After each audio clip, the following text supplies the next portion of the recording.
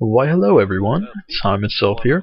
I'm afraid I don't have a Call of Duty gameplay that particularly goes with this commentary. Normally I try to make sure the video at least has something to do with the commentary. I couldn't find one for this, I'm sorry. So I will go ahead and say a few things about the game. This is me just getting some really nice, very long kill streaks with guns on Villa Ground War Domination. Because it's Ground War, there are a lot of kills to go around. I don't really remember how many kills were in either of the two longer kill streaks that I got in this game.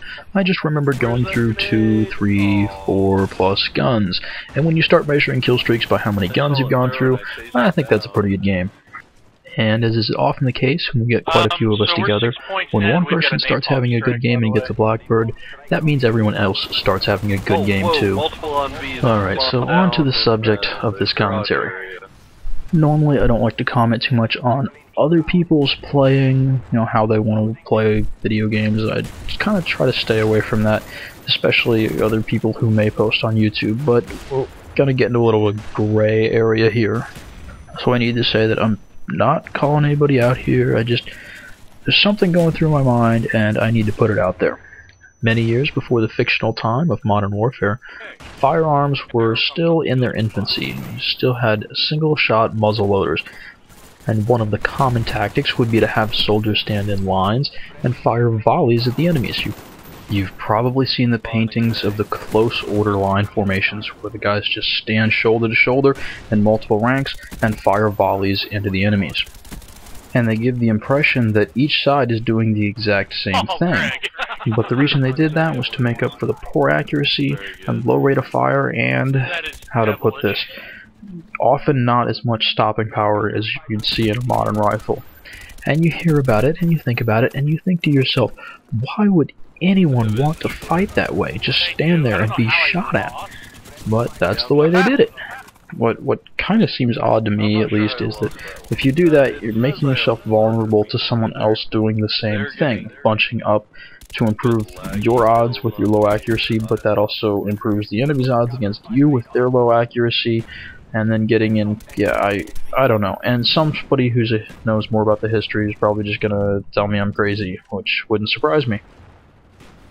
And then we step forward to the post-present fictional time of Modern Warfare, where firearms have improved dramatically. They have incredible range, accuracy, and a single round can rip through multiple people at a time. And you still have people standing in lines shooting at each other. The only development seems to be that the lines aren't parallel anymore, instead they're pointed directly at each other. I don't have any nice paintings to direct you to, so instead, if you want an example, all you need to do is go on YouTube, probably already there since you're watching this, and search for Call of Duty montage. If you happen to find a Modern Warfare 2 montage, you're looking for clips on high-rise, especially at the beginning of the game. If you happen to find an older Call of Duty 4 montage, you're looking for clips at the beginning of the game on Showdown. And you'll see that before everything devolves into the normal chaos of a Modern Warfare game, people tend to do something very predictable. They'll line up and run towards the enemies, often stopping to shoot. And given that they're just coming off the spawns, they'll often do so with sniper rifles, looking to pick up a quick kill or multi-kill with a single shot. And because the other people on their team are doing the same thing, they're vulnerable to the same kind of multi-kill that they're trying to get. And I ask you, why does anybody want to fight like that? Is this just considered the honorable way to fight because everyone else does it? Or is the appeal of getting that montage clip just that great?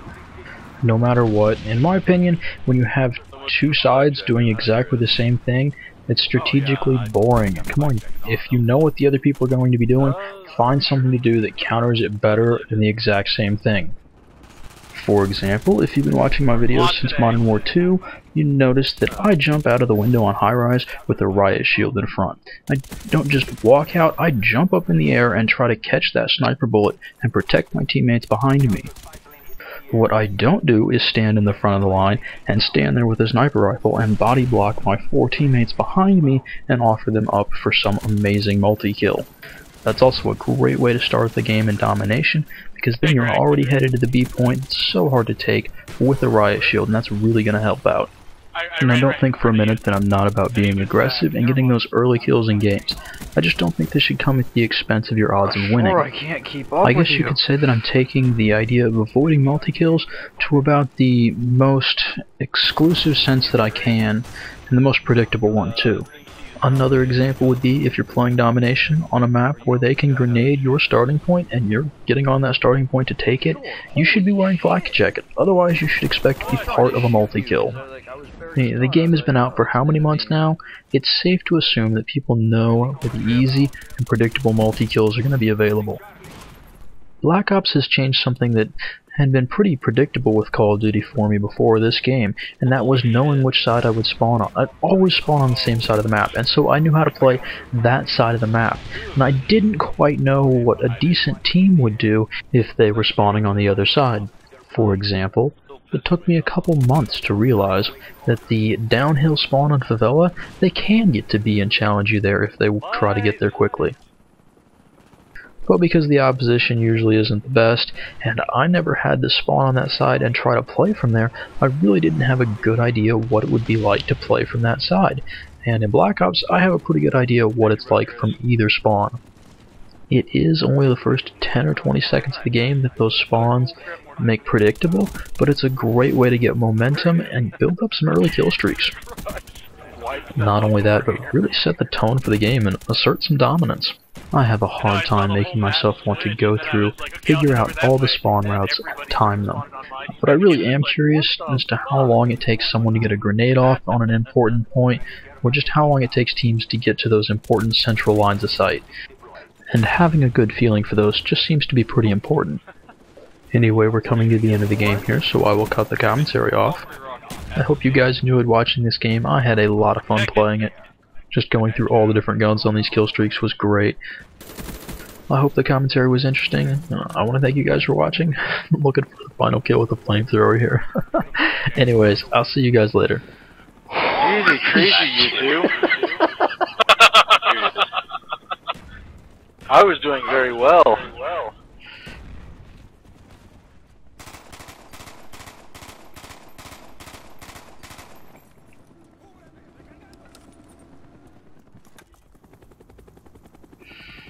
I kinda like the MPL. It's a fun gun. Yep, I like the dual map.